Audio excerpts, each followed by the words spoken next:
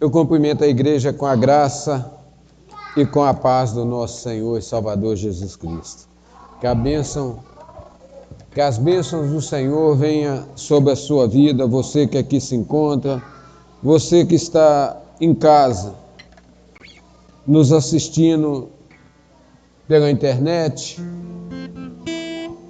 você que foi impedido de aqui estar nessa noite, você que está precisando de uma palavra de consolo, que a palavra desta noite possa entrar no seu coração de maneira clara, de maneira sobrenatural, é o que eu te peço, ó Pai, no nome do Senhor Jesus. Eu gostaria que você abrisse a sua Bíblia comigo nessa noite, no Salmo 119.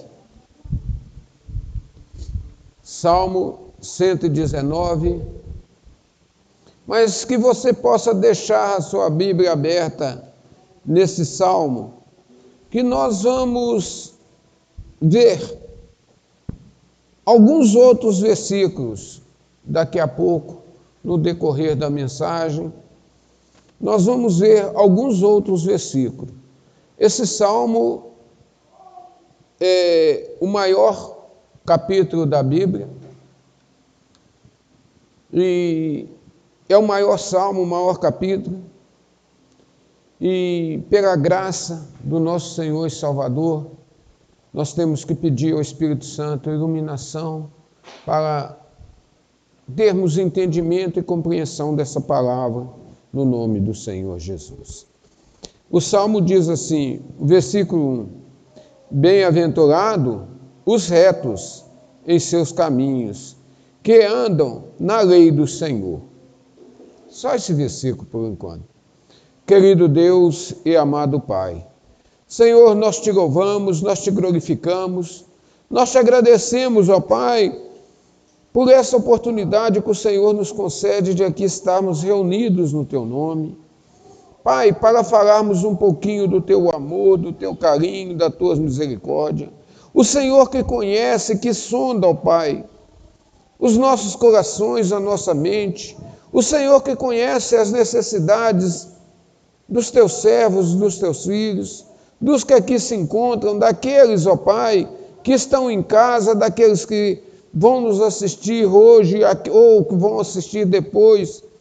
Que a boa mão do Senhor seja com cada um e que o teu Santo Espírito, ó Pai, abra a nossa mente, o nosso entendimento para compreendermos essa palavra no nome do Senhor Jesus. Amém?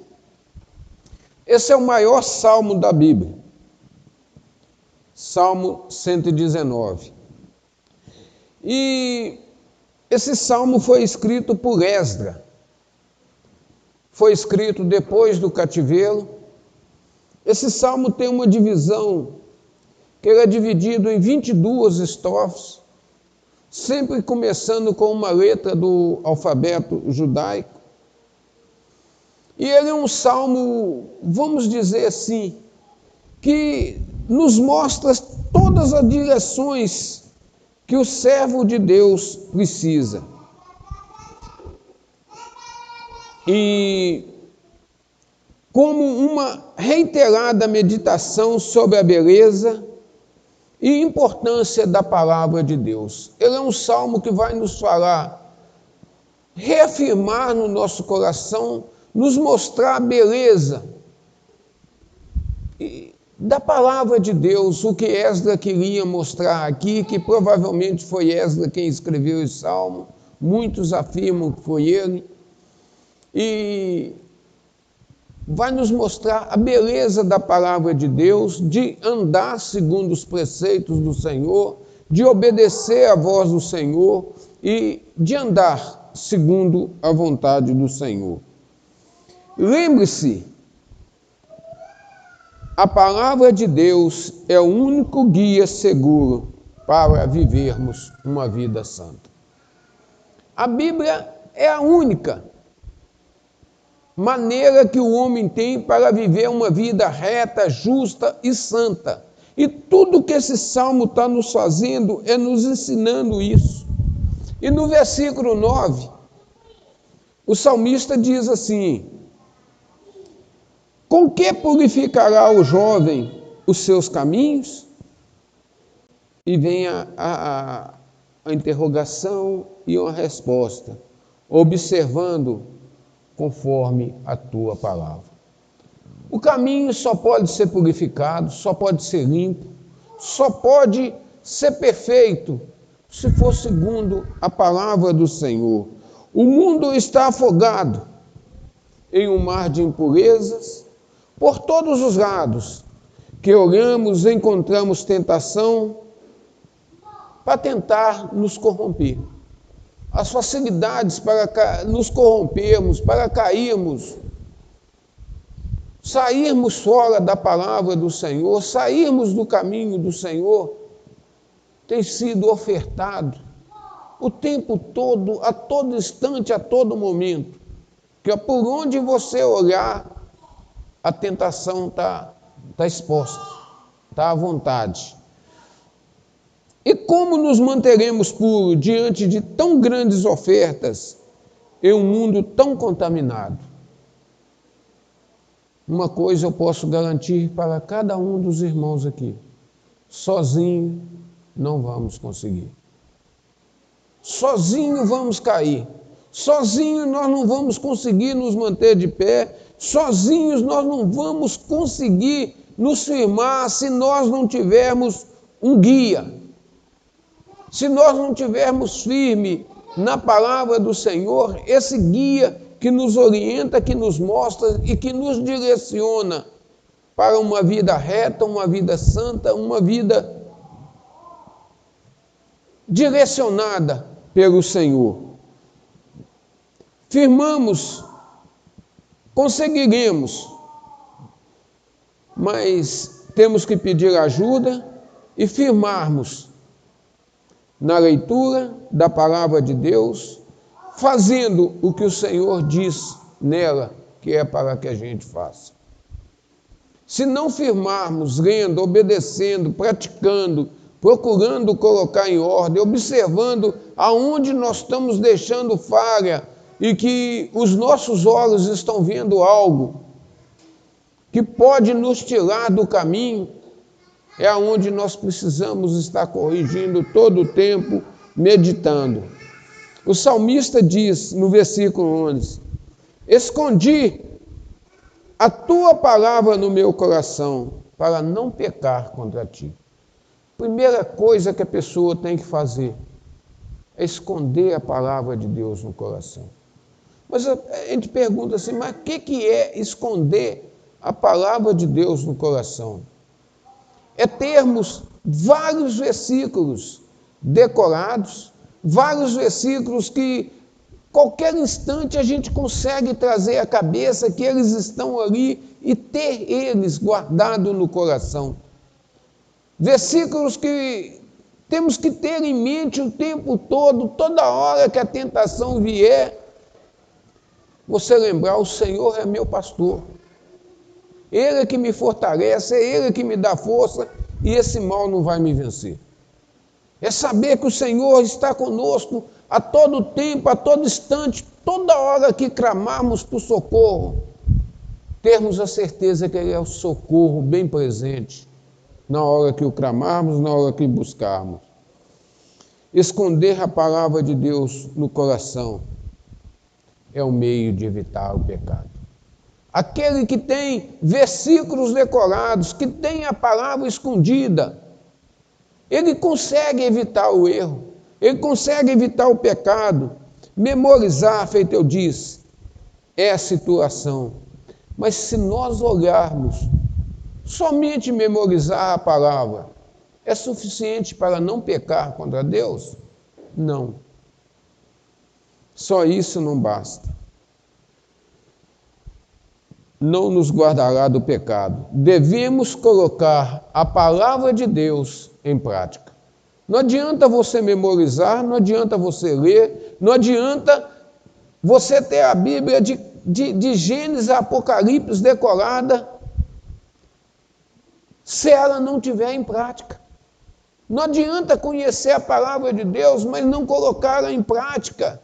A gente encontra todos os dias, a todos os instantes, com pessoas que muitas das vezes a gente abre a boca para falar com ela da palavra de Deus.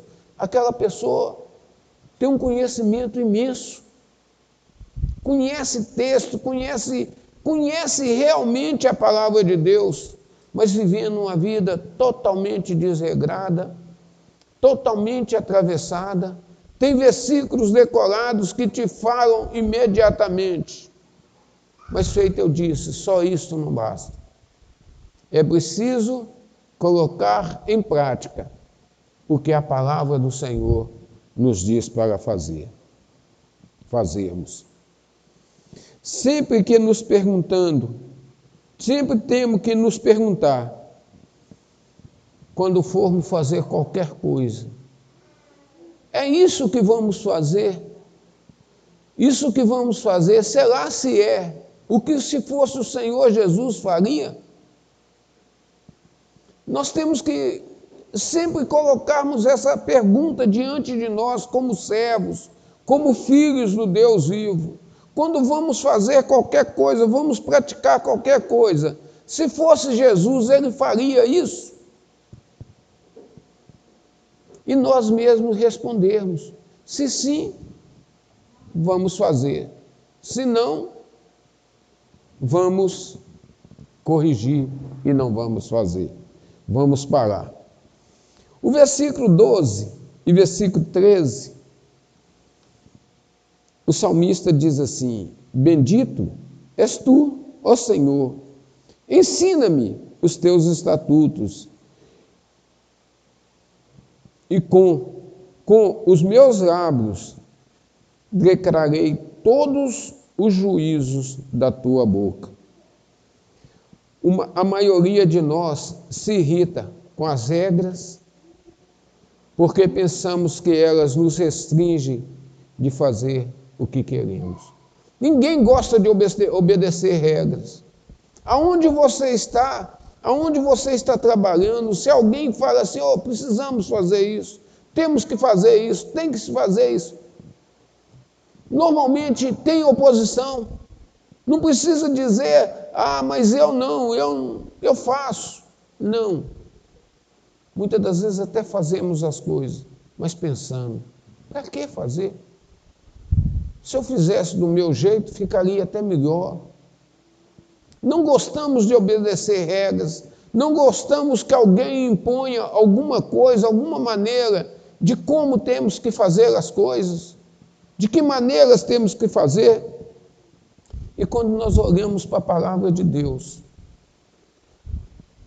quando nós somos alcançados pela palavra, nós somos libertos, somos livres.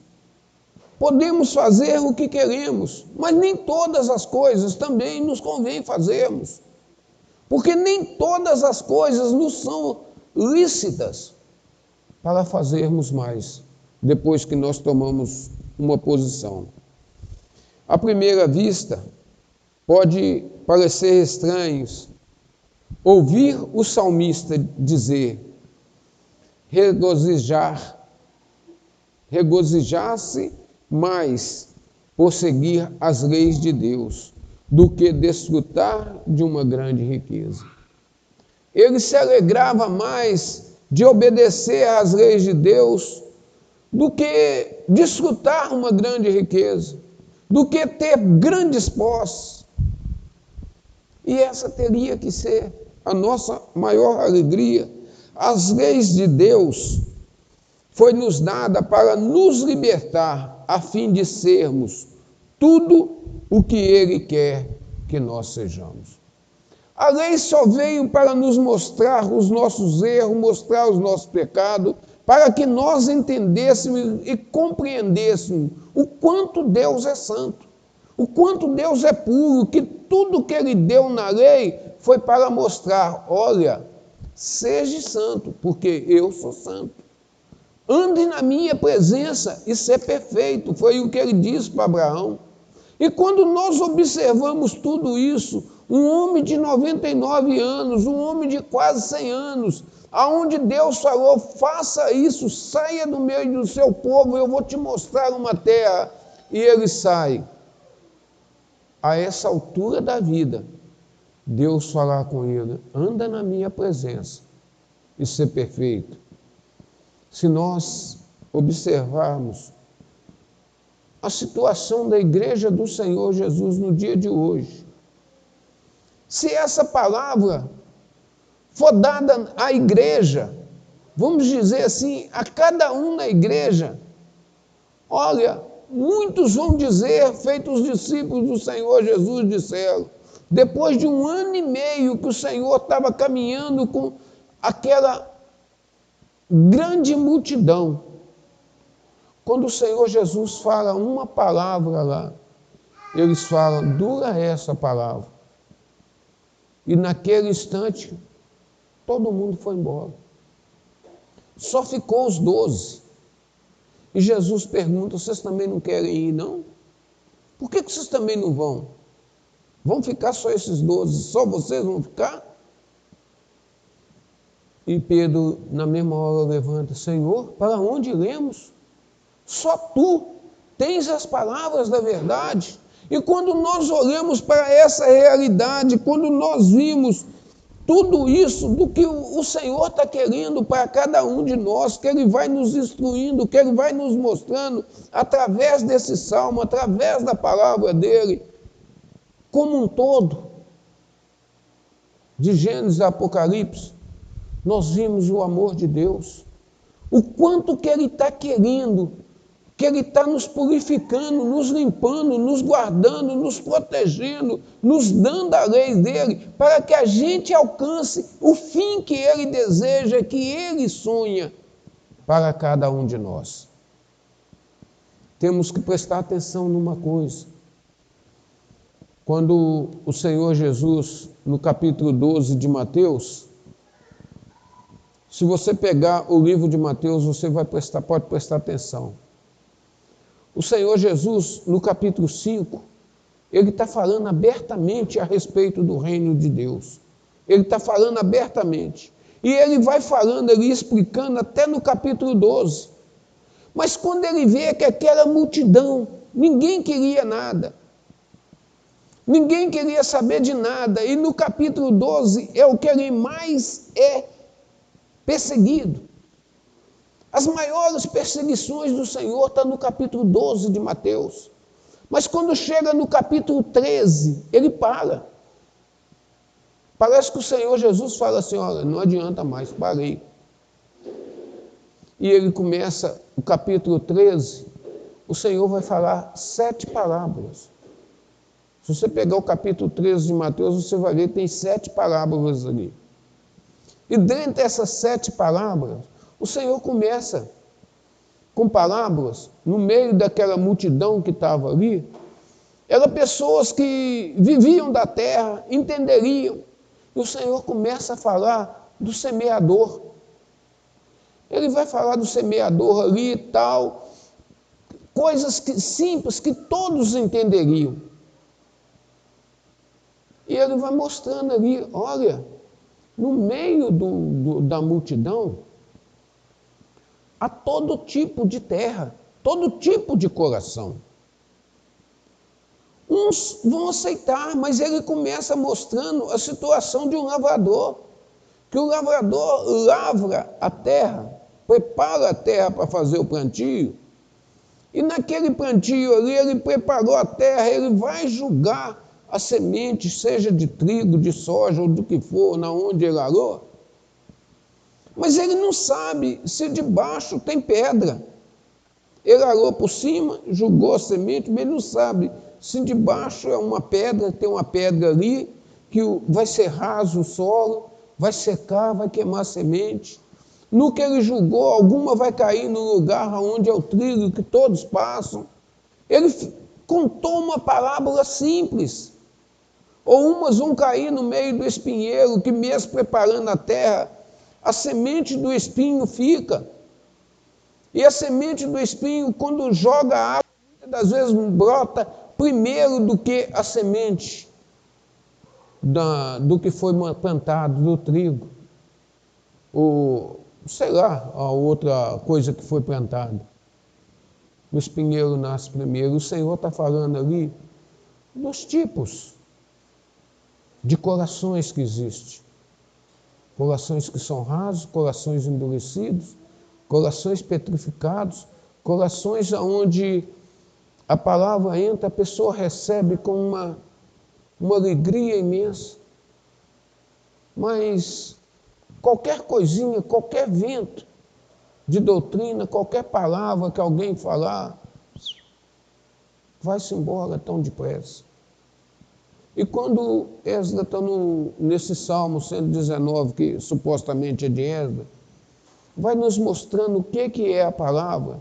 Nós vamos vendo a necessidade que temos de cada dia nos mais no conhecimento da palavra, porque se nós não aprofundarmos, nós somos levados por qualquer vento de doutrina. E quando o Senhor Jesus está explicando tudo aquilo, essas 7 parábolas de Mateus, depois ele vai falar de um outro agricultor que preparou o campo, semeou o trigo,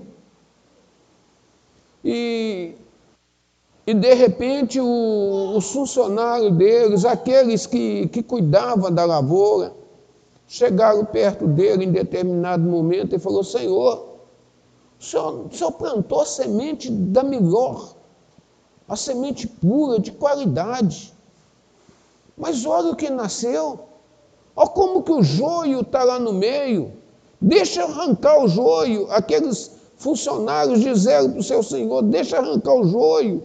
E ele fala: não arranque. Se você arrancar o joio, o trigo vai sair junto. Deixa. Os dois são iguaizinhos. Vocês viram essa diferença hoje. Mas isso só vai ser arrancado no final dos tempos.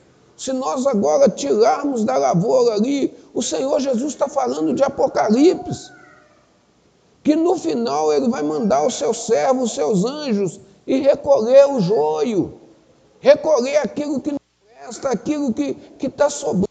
Muitas das vezes nós olhamos essa parábola até de maneira errada. Nós achamos que é a igreja, mas Jesus ali naquele texto ele fala assim: olha, a semente é a palavra, mas o campo é o mundo, não é a igreja. Nós temos que louvar e glorificar, porque nós somos a igreja. Você é o trigo, você não é o joio. Mas o mundo está aí tentando engolir de todas as maneiras, tentando infiltrar para ver se alguém tenta arrancar. E arranca aqueles que são escolhidos, que são lavados, que são remidos. O cuidado. Aprender, ler, estudar a palavra do Senhor é muito importante. E dentro dessas 7 palavras que o Senhor conta aqui em Mateus 12, nós tem 2 que vai falar. A de um homem também, um lavrador, que estava trabalhando na terra. Ele estava trabalhando ali para o patrão dele, mas aquela terra já tinha passado na mão de vários donos. Vários donos aquela terra tinha passado na mão. E um deles, naquele tempo, não tinha banco.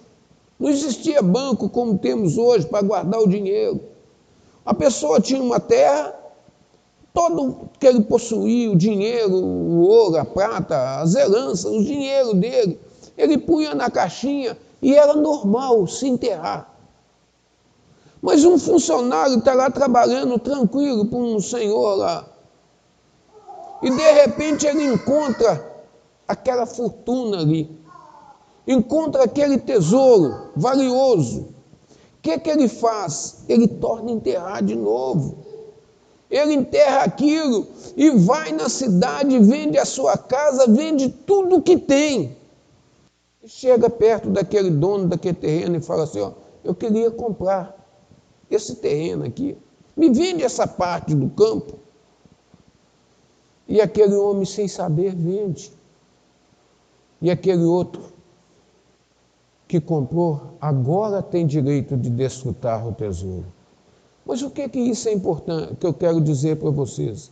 Que aquele que achou um tesouro não tem nada na vida, vende tudo que tem para adquirir esse grande tesouro, para tomar posse desse tesouro. E esse tesouro, o que o Senhor Jesus está dizendo aqui, é a palavra de Deus.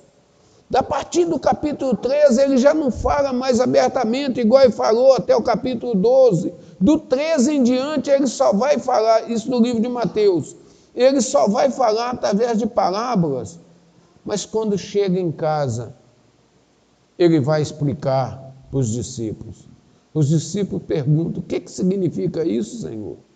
E ele está falando, olha, para os de fora, falamos em parábolas, mas para vocês não.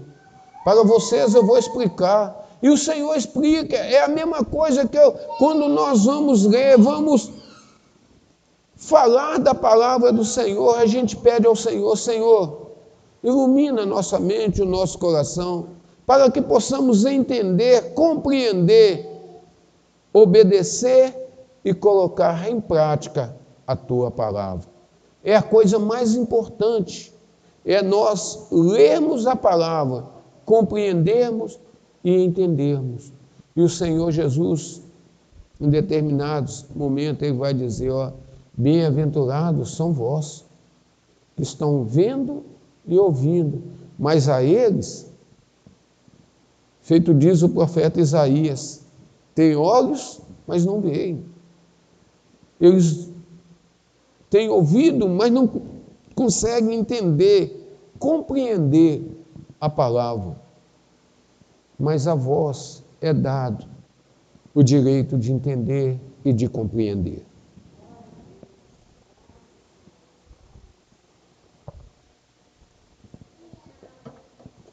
Quando nós nos aprofundamos na palavra do Senhor, ela nos impede de fazermos o que nos pode causar dano.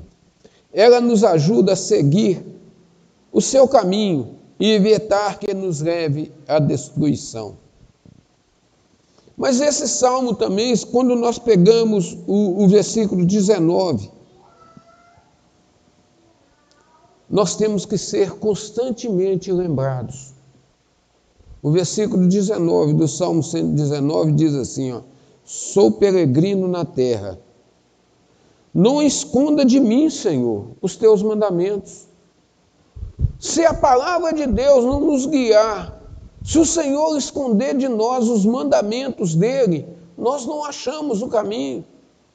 Nós não vamos conseguir chegar ao objetivo que ele traçou para cada um de nós. Então o salmista aqui vai dizer, ó, sou peregrino na terra, não esconda de mim os teus caminhos.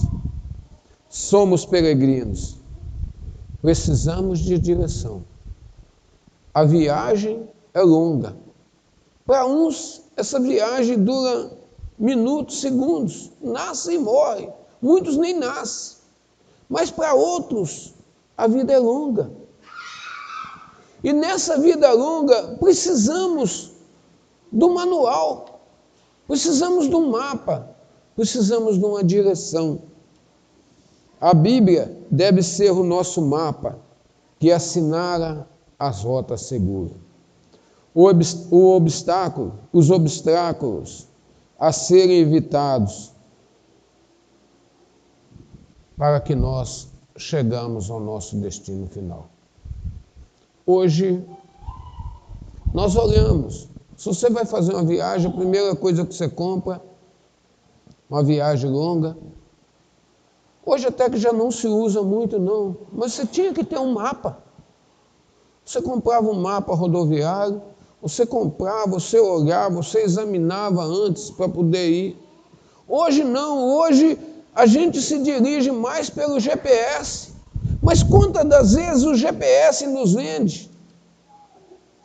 Tem uma história que conta que o cara programou no GPS aonde ele queria ir, mas quando de repente ele já vai obedecendo, seguindo o GPS, de repente ele entra numa rua, um muro imenso, aquele muro que não acabava fácil. E ele já vai, e lá na frente tinha um portãozinho. E a hora que ele vai chegando mais perto, o GPS fala: o seu destino está à esquerda.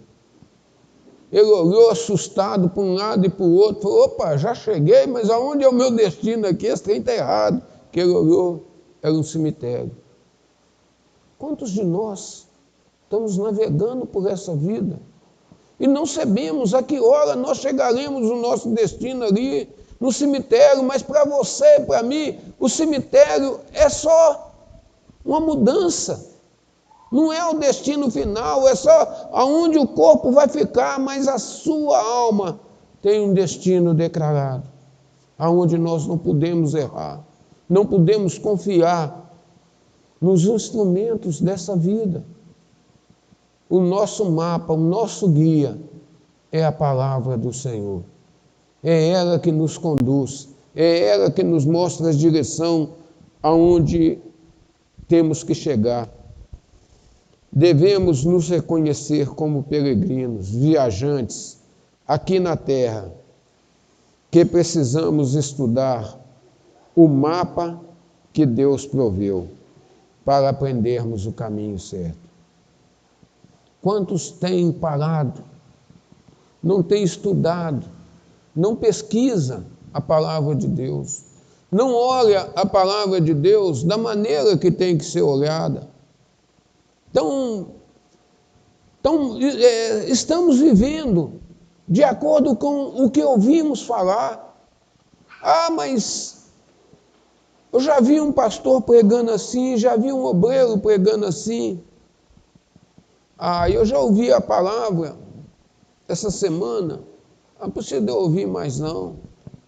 Esquecemos que a palavra do Senhor é o alimento que nos sustenta, que nos mantém de pé, que nos dá direção aonde devemos ir. Nós precisamos do café da manhã, precisamos do almoço, lanchamos à tarde, jantamos e muitas das vezes ainda pegamos um lanchinho antes de dormir. E por que não é assim? Se com o nosso corpo nós precisamos disso. E muitas das vezes o médico receita: olha, você tem que comer de 2 em 2 horas, de 3 em 3 horas, para você não comer muito. Mas a palavra de Deus não.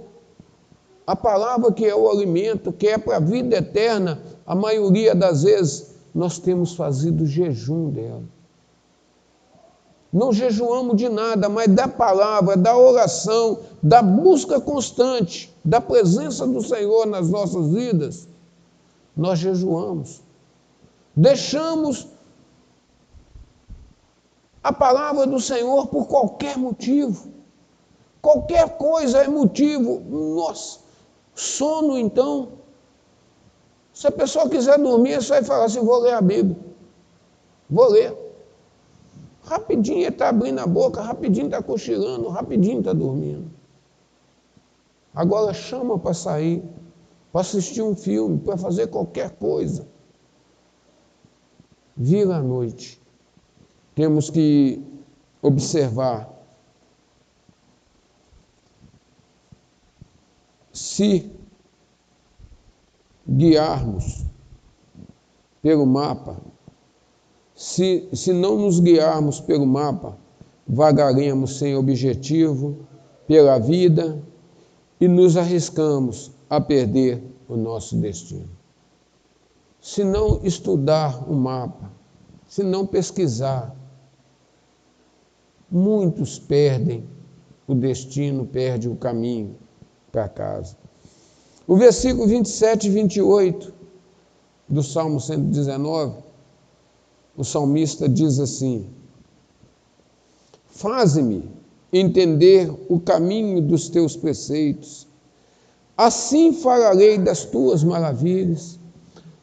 Como vamos falar das maravilhas de Deus se nós não conhecemos a palavra dele? Como vamos falar de tudo que o Senhor fez se nós não conhecemos quem ele é? Se nós não sabemos o que ele fez? Qual foi o projeto dele desde o princípio? Que muitas das vezes nós olhamos a palavra do Senhor, nós olhamos ela tão superficial, que não nos aprofundamos para vermos que existe uma sequência lógica, um destino lógico. Se você pegar, por exemplo, Gênesis, Levítico, Número, Deuteronômio, que a gente fala que é o Pentateuco, que são os 5 livros da lei de Moisés. Mas se você pegar, depois dele vem mais 12 livros, que são os livros históricos. São 17 livros que vão contando a história do povo de Deus, a história de como Deus criou todas as coisas, como Deus foi colocando ordem, dando as suas leis para que o povo por elas vivessem. E aí ele vai contando as histórias das desobediências desse povo. O que o povo foi fazendo e desobedecendo. Mas aí depois você vai ver, tem 5 livros de poesias, que é Jó, Eclesiastes, Cantares. Qual? E Cantares. São 5 livros que são de poesias. As coisas bonitas, mais faladas, mais bonitos, poéticos. Mas logo depois que tudo isso acontece, você vê Deus instruindo, Deus guiando. Mas agora vem os profetas. Deus contou, deixou o povo viver a história, agora vem os profetas. Agora vem Deus respondendo às questões do povo. São 17 livros, que agora é Deus falando com o povo, que completa o saltério, que completa os 39 livros do Velho Testamento, 17 de história, 5 de poesia, 7 de poesia? 12, não. São 5 da lei, 12 de história, 5 de poesias e 17 de profetas. É a parte que é Deus falando. É Deus corrigindo, Deus instruindo, Deus mostrando. Para chegarmos no Novo Testamento. E quando nós observamos tudo isso, a maioria dos servos de Deus, dos filhos de Deus, se perguntar, quem quer ir para o céu? Todo mundo quer. Mas quem quer conhecer a palavra de Deus? Ninguém. É cansativo. É cansativo, é enfadonho, dá sono. Não, meu irmão. Vamos realmente colocar isso no coração. Conhecer o Senhor, conhecer a palavra dele de verdade, anunciar as maravilhas que ele tem feito. O versículo 27, faz-me entender o caminho dos teus prefeitos, assim falarei das tuas maravilhas. E no 28 ele diz, a minha alma consome-se de tristeza, fortalece-me segundo a tua palavra. Nós precisamos ter tristeza e sermos fortalecidos pela palavra do Senhor. A nossa vida, se você pegar tudo que você já leu, ou os livros que você tem, são repletos de regras, preceitos, mandamentos. Mas se você prestar atenção, quem escreveu esses livros nunca estão conosco para nos ajudar e nos guiar através dele. A pessoa escreve um livro lá, seja de que tipo de literatura for, ele está te dando uma regra, um objetivo, mas ele nunca está presente.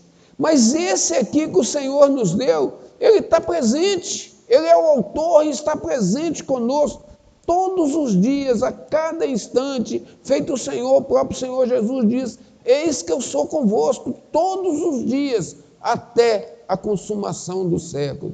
Então, se pedirmos orientação para Ele, um texto que não entendemos, dobra o joelho e fala, Senhor, não estou entendendo. O que o Senhor está querendo me dizer aqui? Me mostra, Senhor, qual é a verdade que tem nesse texto? O que isso aqui é aplicável à minha vida? E muitas das vezes nós paramos, nós não entendemos. Com certeza, todos aqui já leram o livro de Gênesis. Você vai vendo o livro de Gênesis ali, vai tocando, vai falando, vai explicando a vida de Jacó. Mas de repente muda para a vida de José.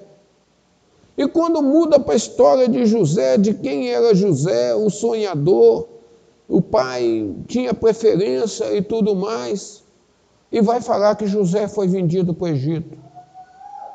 Mas aí a história de José é cortada. Muitas das vezes você lê aquilo ali, você para e fala assim, mas a história ficou partida aqui. E volta para a história de Judá no capítulo 38. E o capítulo 38 vai falar de Judá, de tudo que Judá fez errado. Judá casa com a mulher cananita, tem 3 filhos com essa mulher, 3 filhos com essa mulher, os filhos crescem. Ele pega, arranja uma esposa para o filho mais velho, uma filha dali de Canaã também, coisas que era proibida. E ali vai mostrar a situação que Judá cometeu, que Deus matou o primeiro filho porque ele era ruim, depois matou o segundo, que foi o próprio Deus que a Bíblia diz, e Judá não quis dar o seu terceiro filho para Tamar. E a Bíblia está nos mostrando ali, por que entra esse capítulo? Para nos mostrar as condições de Judá e a santidade de José. No capítulo 39. E isso nós precisamos entender, precisamos compreender, para a gente ver o que Deus está querendo falar conosco, que tipo de santidade, que tipo de pessoa Ele quer que nós sejamos para alcançarmos a tão sonhada salvação, a tão sonhada, o tão sonhado paraíso eterno.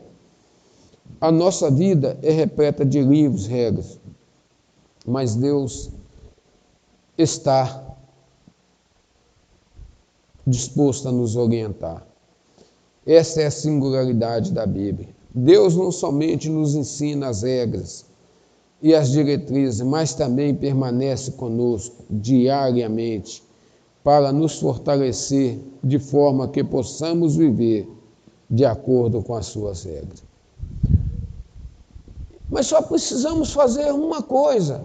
Se você quiser conhecer a palavra de Deus, se você quiser aprender a palavra de Deus, só uma coisa te basta. É convidá-lo para te explicar. Convidá-lo para fazer parte da nossa vida e responder positivamente à direção dele. Senhor, eu não quero viver longe de Ti. Eu não quero perder, Senhor, a direção que o Senhor tem para me dar. É só pedir, que Ele vai te guiar pelos caminhos que te conduzem à salvação, que só Ele pode fazer. E no versículo 36, o salmista diz assim, inclina o meu coração a teus testemunhos, e não a cobiça. Inclina o meu coração aos teus testemunhos, Senhor, e não a cobiça desse mundo. Se nós olharmos a cobiça, o mundo de hoje, o lucro financeiro é o alvo. Tudo que o homem almeja é o lucro.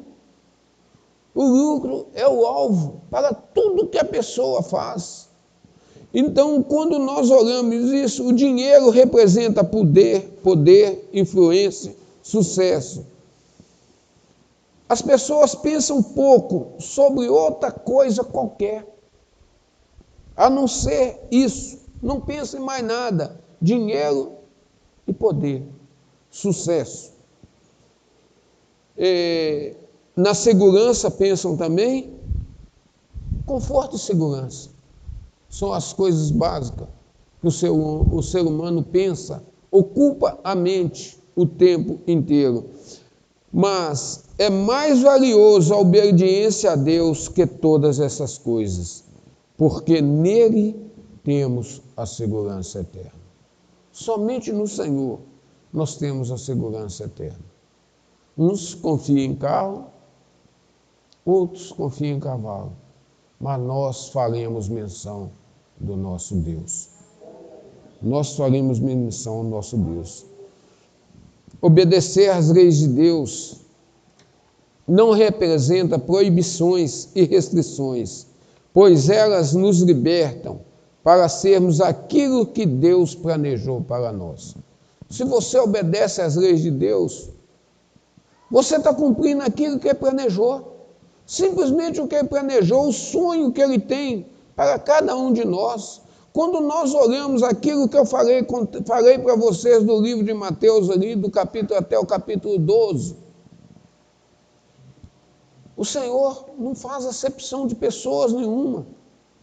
Até ali, Ele está falando sobre o reino abertamente, para quem quisesse.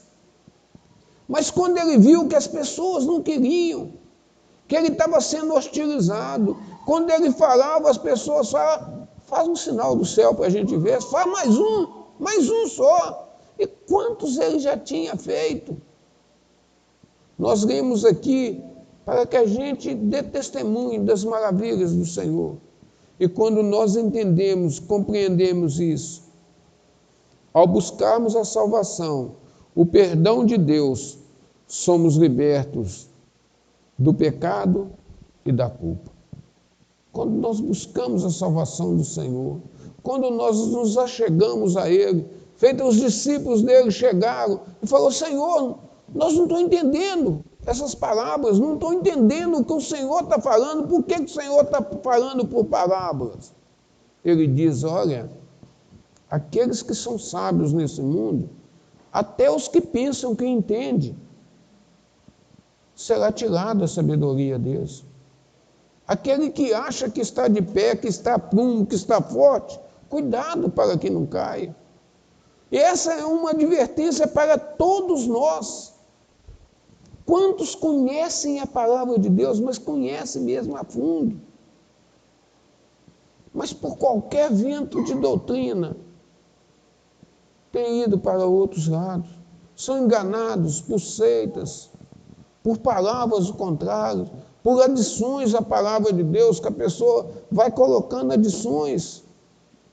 E nas adições, a pessoa começa a ter esperança de algo. Algo que nunca realiza, algo que nunca se materializa, mas a pessoa agora fica preso naquele que está prometendo. Aquele que está prometendo e não naquele que é dono, que é o Senhor, que é autor de todas as coisas. Quando você coloca a sua visão, a sua expectativa, a sua esperança no Senhor, você pode ter certeza que se você conhecer a palavra, você sabe que o que Ele te prometeu, Ele é fiel para cumprir. Ele vai te dar a vida eterna. A promessa do Senhor para o ser humano é só essa. Muitas das vezes nós cantamos, o melhor de Deus está por vir. Não, o melhor de Deus já veio. Só basta nós tomarmos posse dessa bênção que o Senhor já enviou, que é o Filho dele. Quando nós tomamos posse dessa bênção, quando nós abrimos o nosso coração, abrimos o nosso entendimento para buscarmos, não que é porque pelo nosso esforço, porque primeiro nós temos também que ser escolhidos, mas quando nós abrimos o nosso coração e deixamos o Senhor entrar, as outras coisas vão sendo acrescentadas. Ali vem a saúde, vem a riqueza, vem tudo que a palavra nos promete. Ao buscarmos a salvação e o perdão, somos libertos do pecado. O versículo 98 nos diz assim: Tu, pelos teus mandamentos, me fazes mais sábios que meus inimigos, pois estão sempre comigo. Pelos mandamentos do Senhor, você vê. Pelos mandamentos do Senhor, você vê que o Senhor está falando: olha, os meus mandamentos te fazem mais sábios do que os teus inimigos. Quando o teu inimigo pensar que está dando um passo para te passar a perna, para te fazer algum mal contra você, a palavra do Senhor te coloca sabedoria para que você veja o perigo antes que ele concretize. A palavra de Deus nos torna mais sábio do que nossos inimigos e qualquer mestre que a ignore. Não precisa de você ser estudado. Você pode pegar o cara mais estudado que você imaginar, em toda a filosofia, em tudo. Se ele não tiver a palavra do Senhor no coração, aquele que não estudou nada é muito mais sábio do que ele. Aquele que tem o Senhor é mais sábio do que aquele. Implica saber e aplicar o conhecimento de modo a nossa vida seja mudada. O que você aprendeu, aplique na sua vida. Deixe a sua vida mudar. A vida do crente tem que ser mudada dia a dia para melhor. Quando isso acontece, nós podemos dizer o que está agora no versículo 105. Lâmpada para os meus pés é a tua palavra, luz para o meu caminho é a palavra do Senhor. Aí você não precisa dos mapas do mundo para fazer uma longa viagem, porque você tem a palavra de Deus, que é a luz para os seus caminhos, para os seus passos. Se você entrar numa mata escura, você não vai, num bosque, você não vai tropeçar nas raízes das árvores. Você não vai cair nos buracos, porque a palavra do Senhor vai te guiar por caminhos retos. Amém? Estude a Bíblia. Assim você enxergará com clareza suficiente para permanecer no caminho certo. Aborreço a duplicidade, mas amo a tua lei. No versículo 113. Amém? E que o Senhor os abençoe, que o Senhor faça prosperar, te dê sabedoria, entendimento, que você possa, com calma, pegar esse Salmo 119 e vai prestando atenção nele para você ver o quanto que esse Salmo é um mapa para a gente alcançar a vitória. O povo de Deus tinha passado 430 anos, 30 anos, 70 anos no cativeiro, na Babilônia. Mas quando eles foram retornando, o templo já estava reconstruído, os muros reedificados e tapados os buracos. Mas aquele povo agora precisava de entender e compreender o que é a palavra de Deus. Ela é que é a luz para as nossas vidas, para nos guiar por onde quer que nós nos dirigirmos. Amém? E que o Senhor vos abençoe poderosamente.